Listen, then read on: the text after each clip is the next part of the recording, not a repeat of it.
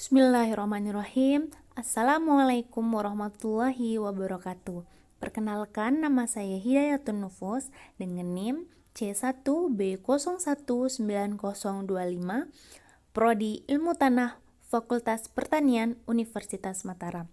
Nah, jadi di sini saya akan menyampaikan hasil dari praktikum acara 3, yaitu mengenai analisis P.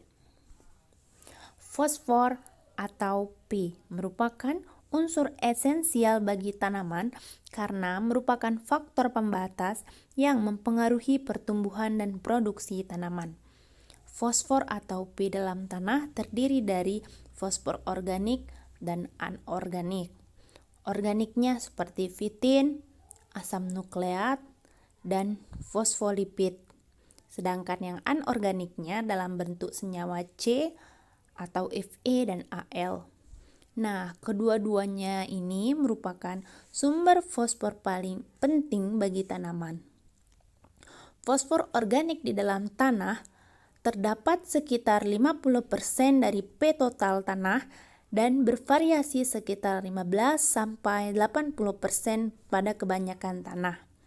Kebanyakan senyawa P organik adalah ester dari asam fosfat, yaitu inositol fosfat 10-30%, fosfolipid 1-5%, dan asam nukleat 0,2-2,5%. Bentuk P ini berasal dari sisa tanaman, hewan, dan mikroba. Fosfor P yang terdapat dalam larutan tanah, terutama dalam bentuk ostofosfat primer dan sekunder, merupakan bentuk-bentuk yang tersedia bagi tanaman. Nah, pada tanaman padi, unsur P berperan dalam mendorong pertumbuhan dan perkembangan akar, memicu pembungaan dan pematangan buah, terutama pada kondisi iklim rendah, mendorong lebih banyak pembentukan anakan yang memungkinkan pemulihan dan adaptasi yang lebih cepat pada tanaman padi mengalami cekaman, dan mendukung pembentukan bulir gabah yang lebih baik serta memiliki kandungan gizi yang lebih baik sehubungan dengan akar dengan kadar P dalam biji. Adapun alat dan bahan praktikum, yaitu ada Erlenmeyer, corong, cup, pipet, aquades, botol kocok, larutan HCl, larutan Bray, gelas ukur, dan karbon aktif.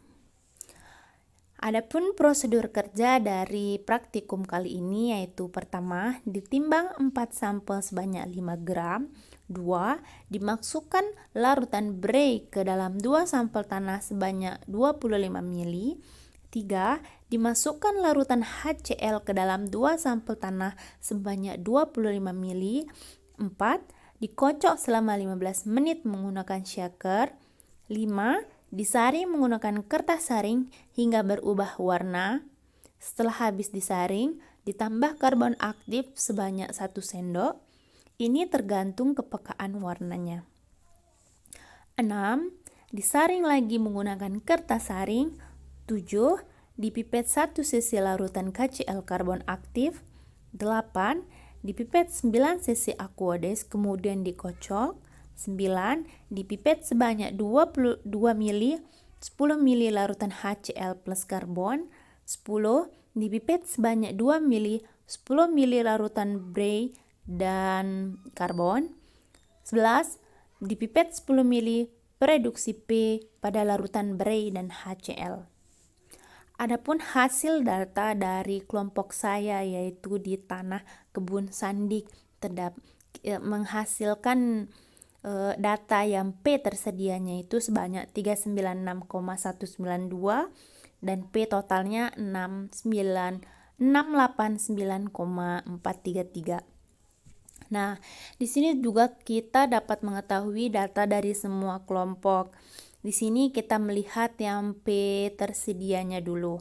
P yang tersedia yang paling tinggi terdapat di kelompok 6, yaitu kelompok saya yang di tanah kebun sandik dengan nilai 396,194. Dan yang terendah P tersedianya terdapat di kelompok 2 dengan nilai 23,6606 di tanah lahan kering liat Lombok Selatan.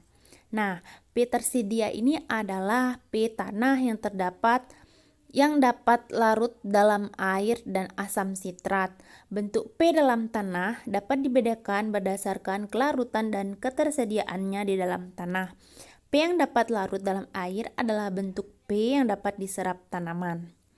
Nah, di sini juga kita bisa melihat P totalnya. P total yang terbanyak terdapat di kelompok 4 dengan nilai 1139,512 dan yang paling terendah terdapat di kelompok 2 dengan nilai 374,114. Nah, P total ini adalah jumlah P di dalam tanah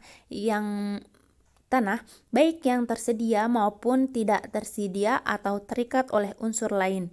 Banyaknya jumlah P yang terdapat di dalam tanah tidak menjamin tanaman di atasnya dapat menyerap unsur P sesuai kebutuhannya, karena keberadaan unsur P di dalam tanah ini sangat mobil. Nah, adapun faktor yang mempengaruhi ketersediaan fosfor di dalam tanah antara lain pH, bahkan bahan organik tanahnya dan tekstur tanahnya. Sehingga pada setiap jenis tanah yang ketersediaan fosfornya berbeda-beda sesuai dengan karakteristik tanah tersebut. pH tanah juga mempengaruhi ketersediaan fosfor di dalam tanah. pH yang baik itu pH yang mendekati netral. Nah, jika pH-nya rendah, P diikat oleh Fe dan Al, sedangkan jika pH-nya tinggi diikat oleh Mg dan Ca. Selain KTK, pH juga mempengaruhi ketersediaan hara dalam tanah. Penyerapan unsur hara umumnya akan optimal pada pH tanah netral, karena pada tingkat pH ini unsur hara akan mudah larut dalam air. Adapun cara kita memperbaiki tanaman yang kekurangan unsur P dalam tanah adalah kita bisa menggunakan varietas yang efisien dalam menyerap fosfor dalam tanah. Kita juga bisa pastikan pemupukan tanaman yang seimbang dan efisien. Kubur sisa tanaman ke dalam tanah setelah panen, dan kita gunakan pendekatan terpadu dengan pupuk mineral dan organik untuk menjaga keseimbangan unsur hara. Nah, kita dapat mendapatkan kesimpulan dari praktikum acara kita mengenai P ini, yaitu pH ini mempengaruhi P, baik yang pH mendekati netral. Jika pH rendah, P diikat oleh Fe dan Al, sedangkan jika pH tinggi diikat oleh Mg dan Ca. Nah, jika P-nya tinggi berarti tanahnya itu bagus, bahan organiknya tinggi, atau pemupukannya intensif.